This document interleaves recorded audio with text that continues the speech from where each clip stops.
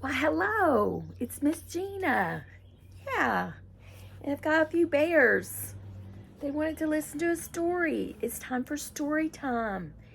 And I'm Miss Gina. And I'm so glad you're here. And you're here at Gina's Planet. And so I've got The Princess and the Pea. So I thought we would read that. And then I'm dropping things always. My bedtime book. It has a lot of pretty illustrations of animals. See if I can get that without falling down there too. Yay, I got it. So I found some really old books and I thought I would share. I love the story of The Princess and the Pea, so we're going to read that one first. I'm going to lay the other one over here because I drop things. So I have a safe place. I put things over there, so I try not to drop them. So anyway, here we are. Is The Princess and the Pea.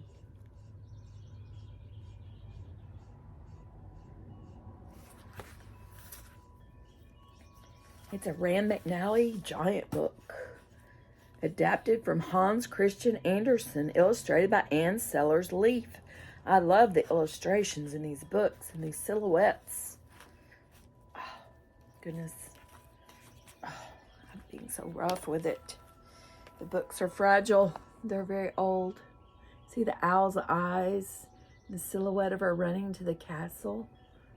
Whee! She goes.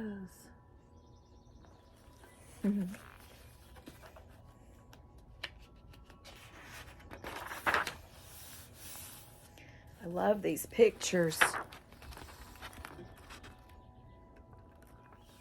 There was once a prince who wanted a princess, but he would have nothing but a real princess.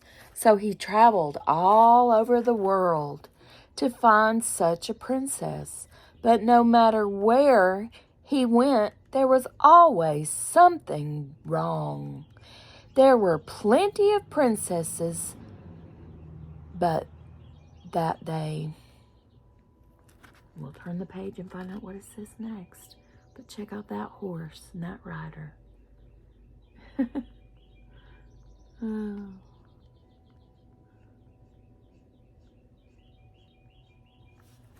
I love the way the old books were done. And I love the size of the font. The font size is great. They were real princesses. He could never be perfectly sure.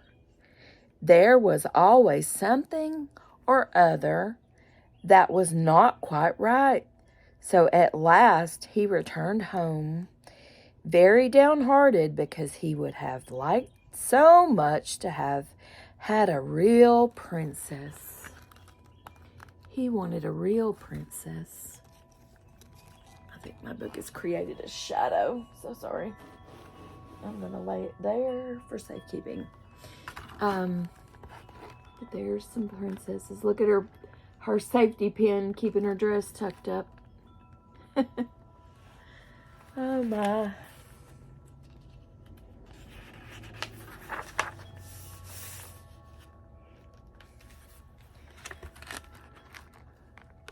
One evening, it was very stormy. The lightning flashed and the thunder cracked. Wow. The rain poured down. It was really terrible weather.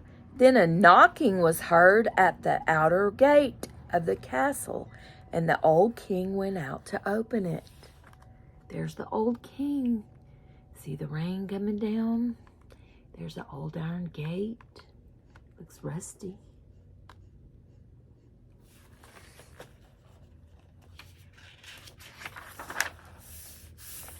Oh, goodness. Look, somebody got wet in the rain. Oh, dear. She's soaked. It was a princess who stood outside, but gracious, how she looked from the rain and the storm. The water streamed out of her hair and her clothes. It ran in the toes of her shoes and out at the heels. And then she declared that she was a real princess. She's a real princess, she says.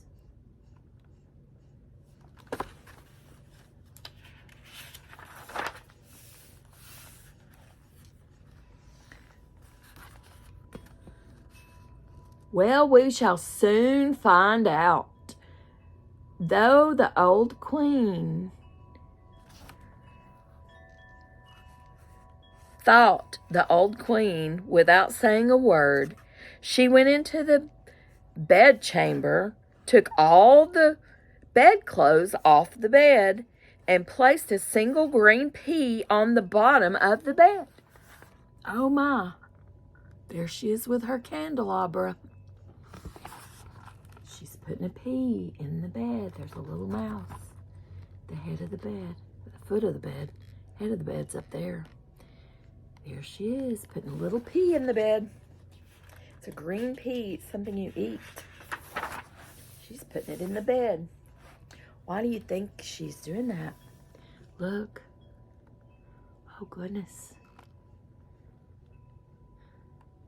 I love the colors in these books. Then she took 20 mattresses and piled them on one on top of the other over the pea, and then piled 20 feather beds on top of the mattresses. 20 feather beds. Look at that. I'd probably fall off.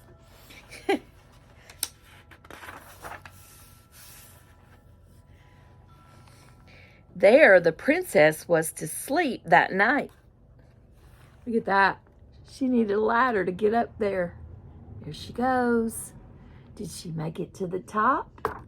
There's the bottom. And there's the top. There she goes.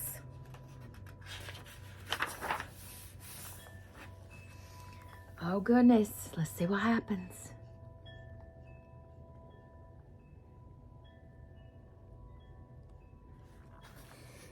In the morning, they asked her how she had slept. "Oh, wretchedly," said the princess. "I have hardly closed my eyes all night long. Heaven knows what was in that bed. I have been lying on something hard, some hard thing, so that my whole body is black and blue with bruises. It is really terrible. It's terrible. She's bruised from laying on something hard in her bed. What do you think it was?"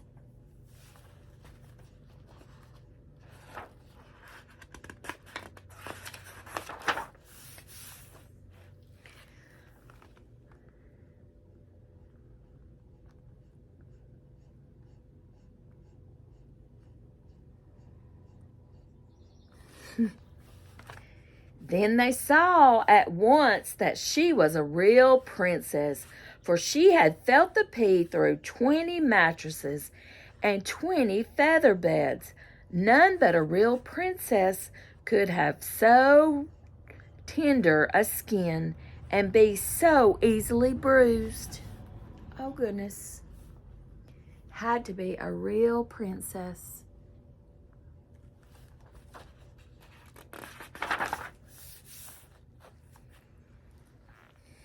So the prince took her to be his wife, for now he knew he had found a real princess.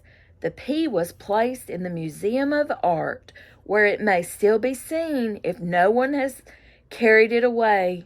There, now I have told you a real story. The end. She was telling them the story of the princess and the pea. There it is in the museum.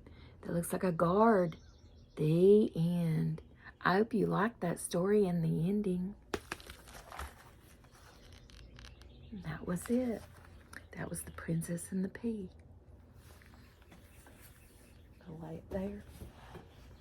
I'm going to see if we can keep this one together long enough to read it. My bedtime book, Pictures by Garth Williams, has all kinds of animals. I paid $1 for this book because it's falling apart. I'm going to show you the first page because it has someone's name written in it.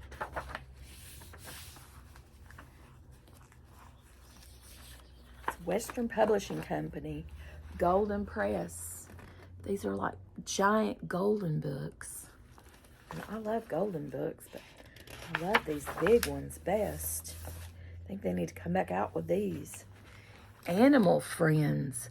Once upon a time, in a small house deep in the woods, lived a lively family of animals. They're animals. Uh-oh. I'm going to lay my cover over here, and I hope that didn't show. My cover has fallen off my book. I wonder if there's somebody that can repair these. They're beautiful. There were Miss Kitty and Mr. Pup, Brown Bunny, Little Chick, Fluffy Squirrel, Pokey Turtle, and Tweeter Bird. Tweeter Bird. Huh. Each had his little chest and his little bed and chair, and they took turns cooking on their little kitchen stove. Aw. Look at all the animals. There's a kitty cat and a bunny rabbit and a puppy dog. There's some birds and a chick and a little turtle trying to put his pillowcase on. And squirrels making the bed. I wish our squirrels here made the bed. Aw. I call my squirrels Twitchy.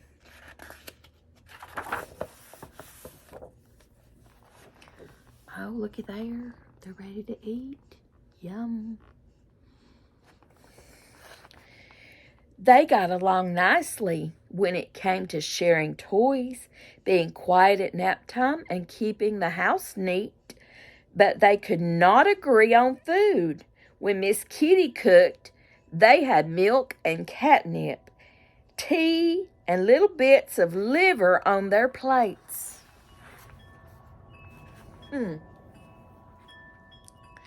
That puppy dog is eating it, but look at Turtle's face. Does he look happy? That chick seems to be okay, and that bird's looking away. And there's a kitty cat and a bunny, and Bunny looks grumpy. And that one there, he looks like he's in despair. Oh, goodness.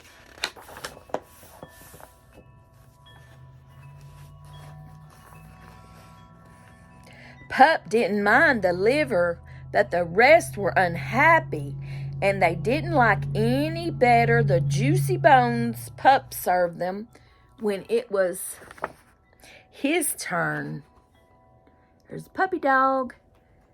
When Bunny fixed the meals, she arranged lettuce, leaves, and carrot nibbles with artistic taste, but only Tweeter Bird would eat any of them, and Tweeter also wanted worms and crisp, chewy seeds.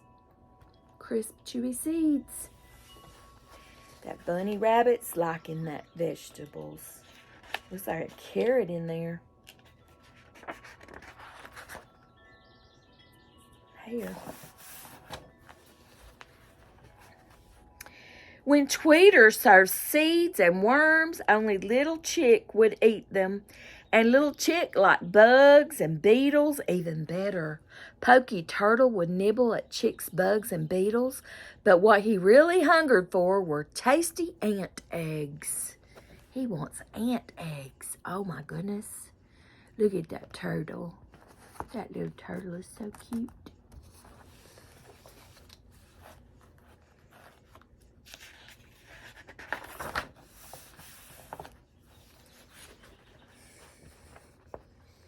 Trying to keep my hair out of my eyes so I can see. Fluffy Squirrel wanted nuts and nuts and nuts. Without his sharp teeth, In his firm paws, the others could not get a nibble from a nut, so they all went hungry when Fluffy served the meals. Finally, they all knew something must be done. They gathered around the fire one cool and cozy evening and talked things over. Here they are talking it over. See them around the fire? They're all around the fire. Yes. Nice.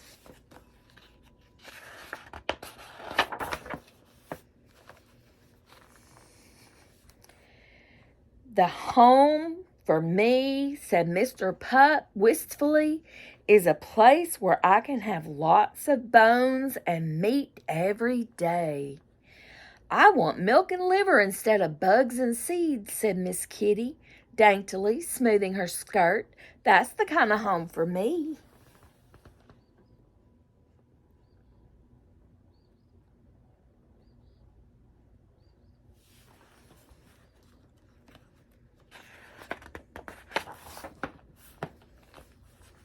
There they all are.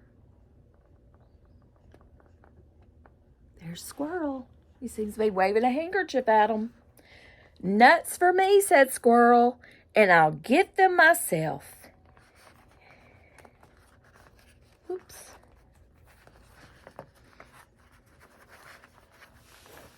going to have to set this down too. My cover has come loose. Let's see if I can open it without ripping it to shreds. Ant eggs, yawned Turtle. Crispy lettuce, whispered Bunny. A stalk of seeds, dreamed Bird. And some worms would make a home for me. New homes are what we need, said Mr. Pup. And everyone agreed. So bright and early next morning, they packed their little suits, they didn't have suitcases, they had satchels. And they said their fond goodbyes. Squirrel did not pack. He waved goodbye to them all, for he had decided to stay in the house in the woods. Everybody's leaving with their satchels. Oh, goodness.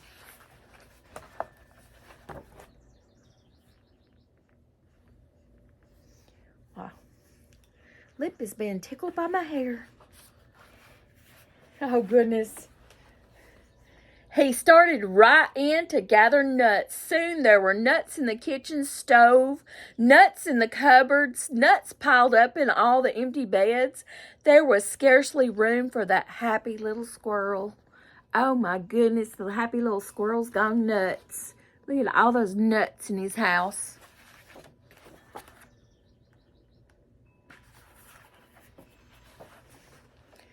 The others hopped along till they came to the garden with rows and rows of tasty growing things. Here's home for me, said bright-eyed brown Bunny, and she settled down there at the roots of a big tree. There she is. She found some garden things growing.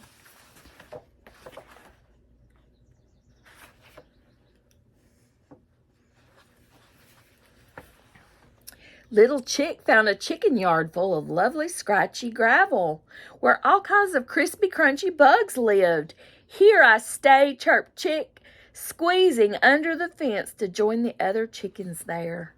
Look, she found a fence. Looks like chicken wire. They're sneaking in. There's her little satchel.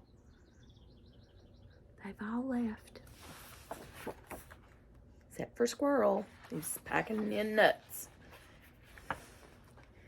Pokey Turtle found a pond with a lovely log for napping, half in the sun, half in the shade.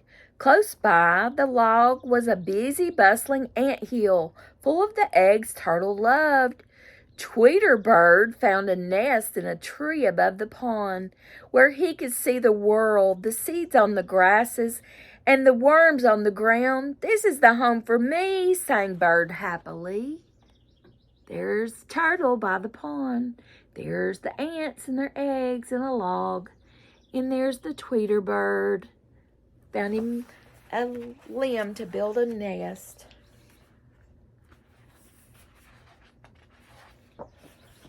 Miss Kitty went on till she came to a house where a little girl welcomed her. "Here is a bowl of milk for you, Miss Kitty," said the little girl, "and a ball of yarn to play with." So Miss Kitty settled down in her new home with a purr, purr. But Pup found a boy in the house next door. The boy had a bone and some meat for Pup, a bed for him to sleep in, and a handsome collar to wear. "Bow wow," barked Pup. "This is the home for me." So Kitty Cat found a girl with some milk and yarn, and Pup found a boy who gave him a bone. Oh, how splendid. That night each one said, as he went to sleep, "At last I found the best home of all, the very best home for me." Mr. Dog by Margaret Wise Brown. Once upon a time there was a funny dog named Crispin's Crispian. He was named Crispin's Crispian because he belonged to himself. It's another short story within a story.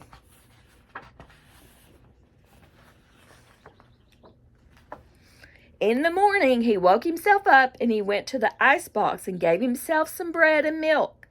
He was a funny old dog. He liked strawberries. There he is in the refrigerator. Looks like eggs and strawberries in there. He's got his little house shoes on and his little potbelly stove back there.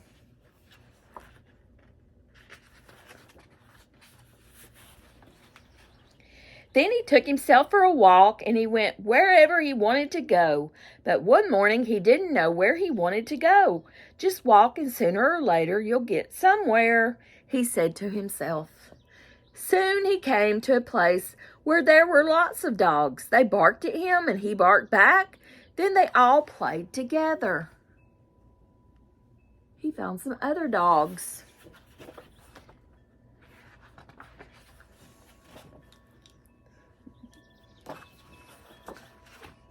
But he still wanted to go somewhere, so he walked on until he came to a place where there were lots of cats and rabbits. The cats and rabbits jumped in the air and ran, so Crispian jumped in the air and ran after them. Look at those kitty cats. He ran them up a tree, and he's chasing the rabbit as fast as can be. There's a daisy in the corner for you or me. I'll go pick it. You'll see.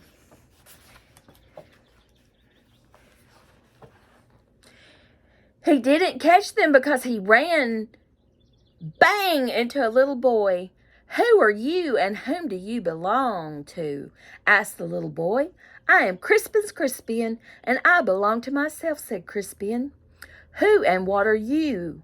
"I am a boy," said the little boy.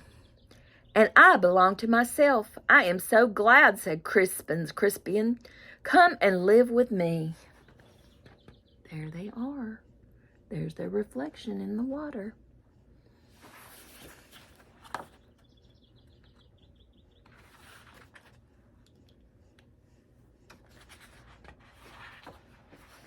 So the boy walked on with Crispian and threw him sticks to chase all through the shining, sun-drenched morning.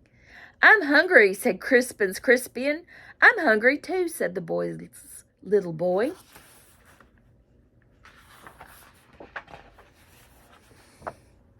So they went to the butcher shop to get his poor dog a bone.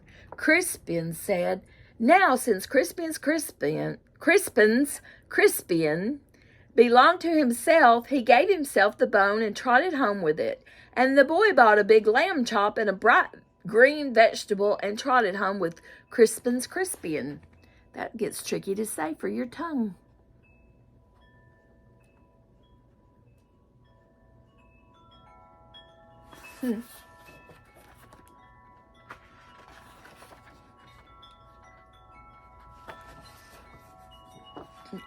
Crispin's Crispian lived in a 2-story doghouse in a garden. And in his 2-story doghouse, he had a little fur living room with a warm fire that crackled all winter and went out in the summer. His house was always warm. His house had a chimney for the smoke to go out. and there was plenty of room in his house for the boy to live there with him. Look how cute his little house is. It's got a little horseshoe above the door.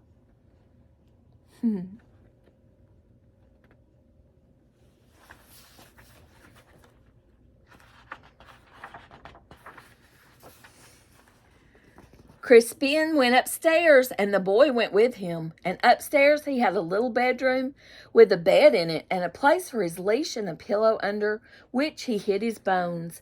And he had windows to look out of and a garden to run around in any time he felt like running around in it. The garden was blooming with dogwood and dogtooth violets. There's stairs. They go up, up, up. Now they're looking out the window, and that's a dogwood tree, and those are the blossoms of a dogwood tree out their window. Looks like the side of that house there was red. It was pretty. And he had a little kitchen upstairs in his 2-story doghouse where he fixed himself a good dinner 3 times a day because he liked to eat. He liked steaks and chops and roast beef and chopped meat and raw eggs. This evening he made bone soup with lots of meat in it. He gave some to the boy, and the boy liked it. The boy didn't give Crispian his chop bone, but he put some of his bright green vegetable in the soup. They've hung their hat up. There they are, fixing food. Chop, chop, chop.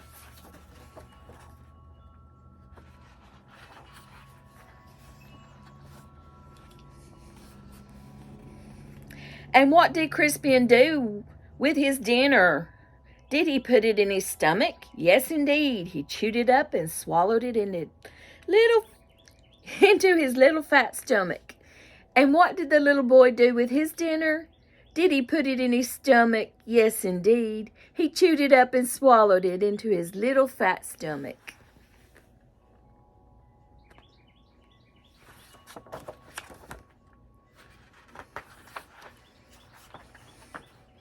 Crispian was a conservative. He liked everything at the right time. Dinner at dinner time, lunch at lunchtime, breakfast in time for breakfast, and sunrise at sunrise, and sunset at sunset, and bedtime. At bedtime, he liked everything in its own place. The cup in the saucer, the chair under the table, the stars in the heavens, the moon in the sky, and himself in his own little bed. Don't we all like that? Enough said.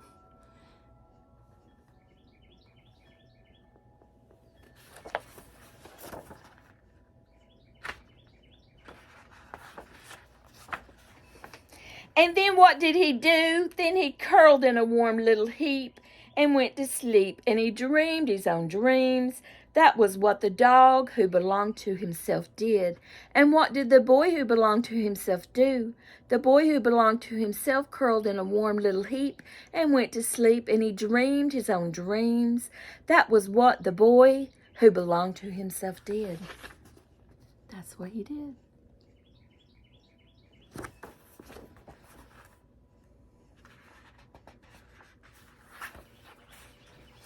Good night and sweet dreams. From the Friendly Book by Margaret Wise Brown. I like cars, red cars, green cars, sports, limousine cars. I like cars. I like fast cars. Yes, I do. There's the little house. Another little house. Excuse me. My wind chimes are ringing and my birds are singing. I like trains, any kind of train, in the station, trains crossing the plains, trains in the snowstorm, trains in the rain. I like trains. I think it's Thomas the Tank Engine weekend at Chattanooga this week. They'll have trains. That looks like a trolley, by golly. Here's a train right there with my finger on it, going through a mountain tunnel. Look at there. There's some tunnels on the bottom, too. Tunnels everywhere. Huh. Nice.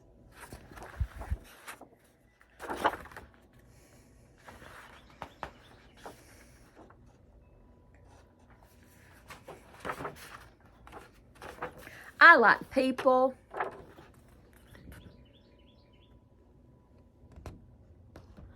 I like people, glad people, sad people, slow people, mad people, big people, little people. He's tall.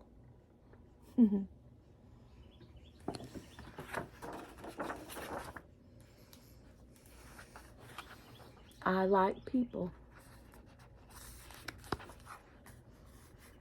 I like people.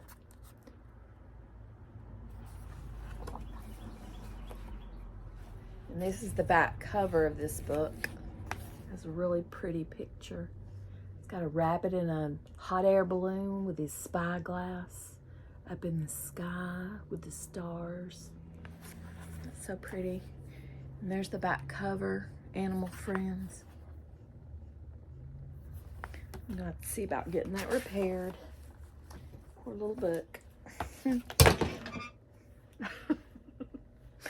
Oops. The bird fell on the floor. I hope he's okay. I think he'll be fine. So that was the bedtime book. And the Princess and the Pea. Maybe I won't drop them. So I hope you enjoyed those stories. And I hope you'll come back again next time. So I'll see you next time. Bye-bye. So glad you were here.